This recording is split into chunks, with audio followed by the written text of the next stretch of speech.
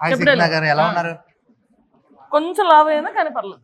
కానీ ఆ లావ్ ఎందుకే ఏంటి అంటే ఫ్రైడే మూవీలో సాంగ్ పడినందుక? అలా కాదు, అందులో పరిగెట్టేట్టు పొట్ట కనబడాలన్నారు అందుకని. ఓకే, జోక్స్ అపార్ట్ అంటే మిమ్మల్ని ఓన్లీ యాక్టర్ గా చూసాం, తర్వాత మనం డాన్సర్ గా చూసి ఈరోజు సింగర్ గా చూసాం.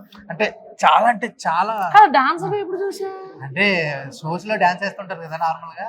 నేను ఫస్ట్ సింగర్ని. ఓకే, సింగర్ గా పాడుతున్నప్పుడు చూసి అలా మొదలైంది. సాంగ్ పాడడానికి వచ్చినప్పుడు నన్ను చూసి తీసుకున్నాను. వావ్, సరే అవన్నీ బేసిక్ గా సింగర్. బేసిక్ గా నాకు అవన్నీ గుర్తులేవు, నాకు ఈ సాంగే గుర్తుంది. ప్రెసెంట్ అయితే ఆ సాంగ్ చూడగానే మదర్ సెంటిమెంట్కి వెళ్ళిపోయాను.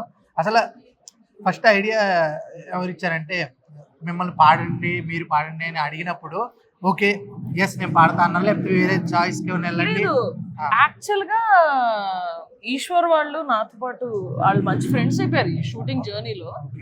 సో నా షోలు చూడటం కానీ, నా షో వీడియో స్టేటస్లు పెట్టడం, నేను చిన్నపిల్ల వయసులో పాడతానని తెలుసు. At the same time melodies అన్ని హై పిచ్ లో పాడతానని తెలుసు. So they wanted to try, అది కాస్త అలా క్లిక్ అయింది. మామూలుగా క్లిక్ అవ్వలేదు, అదరగొట్టేశారు.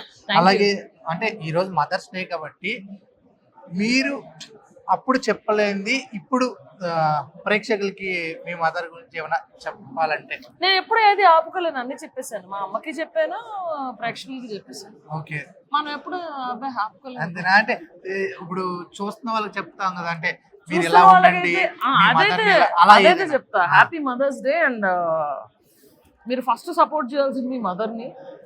నేను ఓల్డ్ ఏజ్ హోమ్స్ కూడా అది ఎక్కువ వెళ్తుంటాను, నాకు అక్కడ చూస్తే చాలా బాధ వేస్తుంది. దయచేసి మీ బిడ్డను ఎట్లా చూసుకుంటారో అంతకన్నా డబల్ మీ మదర్ని చూసుకోండి దయచేసి. And thank you so much for inviting మీ on this occasion. And happy Mother's Day everyone. Thank you madam.